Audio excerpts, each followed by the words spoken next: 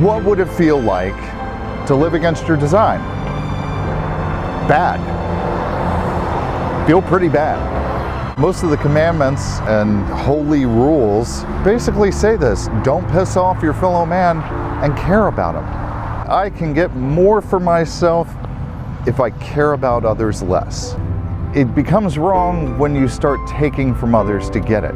When you start deciding that you really don't care what happens to that person so long as you get yours.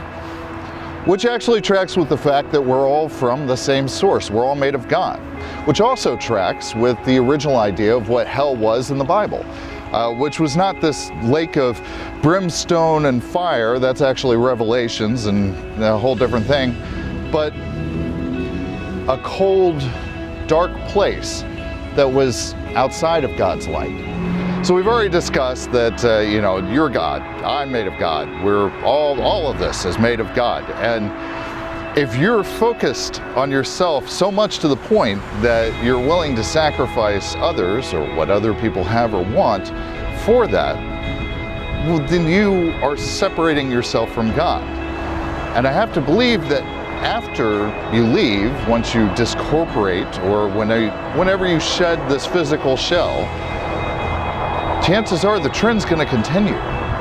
So of course, if you're doing only for yourself and you're separating here from God here, well, after you die, I would imagine the trend continues.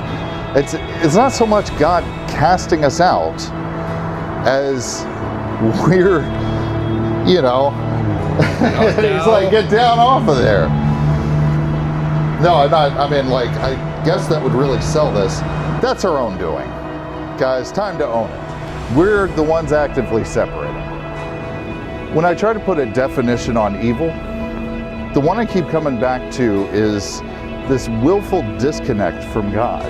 Anything really that separates us further from God, here and there, is that willful disconnect from other people. It's not trusting other people with their bit of the cacophony. Much like shadow is the absence of light, I see evil as being the absence of God. But that's okay, right? I mean, we have the breaking laugh to imitate the sound of love, to act as a salve on a wound that, surprise, surprise, we just keep opening. We train ourselves to break our compassion further so that we can get what we want for ourselves and for our loved ones, those that we choose to love. I mean, technically speaking, we're all supposed to be your loved ones, right? And that separation, well, it's not a good thing.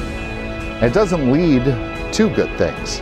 In fact, well, it really only serves to breed more want to fill in the gaps that widen the more we separate from each other. So there you go, now you know.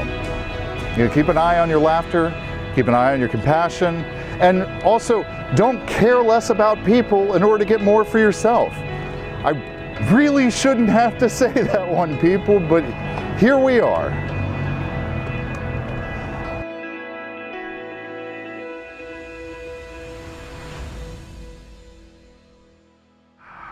This is the one, I can feel it. All right. So now you know. Keep an eye on your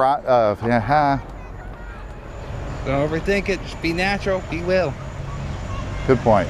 Why is Will? Because Will can help. Let's go.